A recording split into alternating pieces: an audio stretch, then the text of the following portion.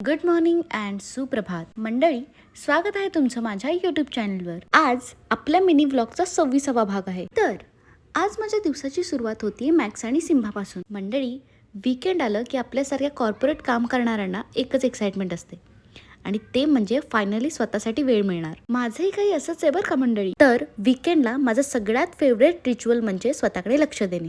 खरं सांगायचं झालं ना मंडळी, तर आठवडाभर हे ऑफिस काम, इकडचं टेन्शन तिकडचं टेन्शन करून करून माझा ब्रेन मला स्वतः असं वाटायला लागतो की मला सांगतोय की बाई बास कर ग, आराम कर. तर मंडळी, सेल्फ केअर रुटीनमध्ये सगळ्यात पहिली गोष्ट येते ती म्हणजे डिटॉक्स वॉटर आणि नंतर येते एकदम महत्त्वाची गोष्ट आणि ती म्हणजे हेअर मसाज. आता खरं सांगायचं झालं तर केसांना तेल लावणं ही एक मिनी थेरपी आहे आणि ते तेल जर घरी बनवलं असेल तर त्याची गोष्टच वेगळी आहे. And to be very honest, hair oil करताना माझं रिफ्लेक्शन बघून आहे ना आता मला हसायला येते. आणि नंतर मी वापरणार आहे माझं फेवरेट म्हणजे हे डर्मा रोलर. आता खूप लोकांना असं वाटलं असणार आहे की बाबा काय हा टाइमपास, काय नुसते पैसे घालवायचे.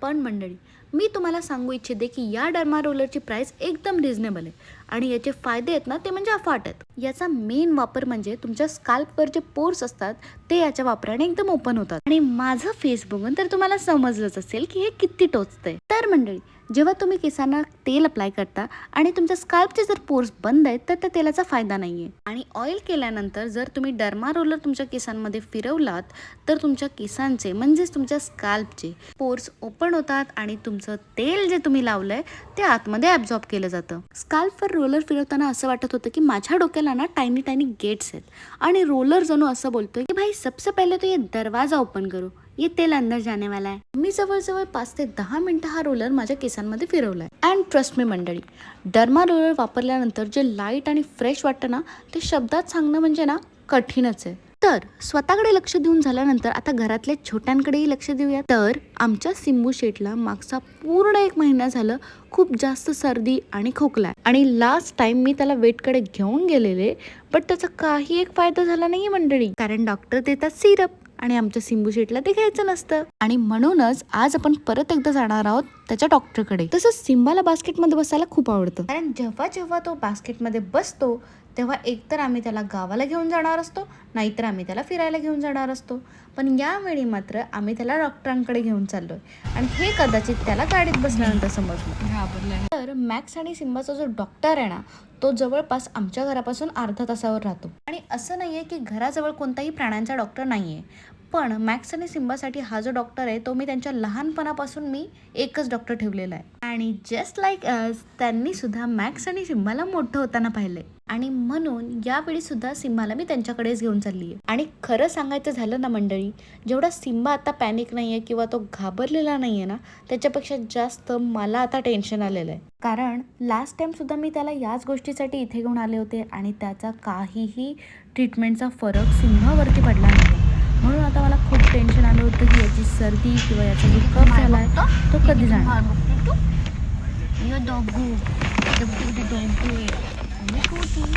आणि अर्ध्या पाऊण तासाच्या प्रवासानंतर आम्ही फायनली वेटकडे पोहोचलो होतो. आणि जसं आम्ही तिथे पोहोचलो सिम्बाने बरोबर ओळखलं की आपण आता कुठे आलो आहोत. आणि नंतर सिम्बाच्या वेटने त्याला चेक केलं आणि मंडळी, हा सिम्बा त्या वेट समोर किती सोबर किती शांत असल्याची ऍक्टिंग करतोय तुम्हीच बघा.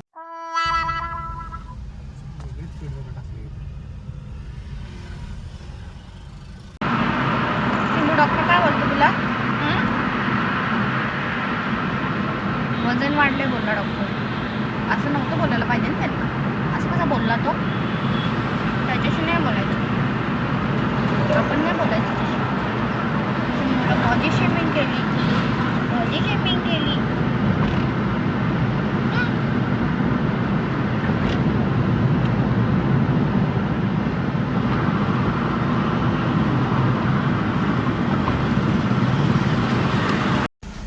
तर मंडळी, सिम्बाला झाला होता खोकला कफ आणि तो त्याला 2 महिने झाले होता. अँड आज आम्ही त्याला दवाखान्यात घेऊन गेलो वेटजवळ. तर तिथे गेल्यानंतर हे महाशय काही आवाज न करता एकदम अशी शांत सोबर बसले. आवाज पण नाही केला घुरघुरण्याचा, जसा घरी आवाज करतो ना असा घुरघुरतो कफ झाल्यामुळे, तसा त्याचा आवाज पण बंद, एकदम ठणठणीत त्यांच्यासमोर.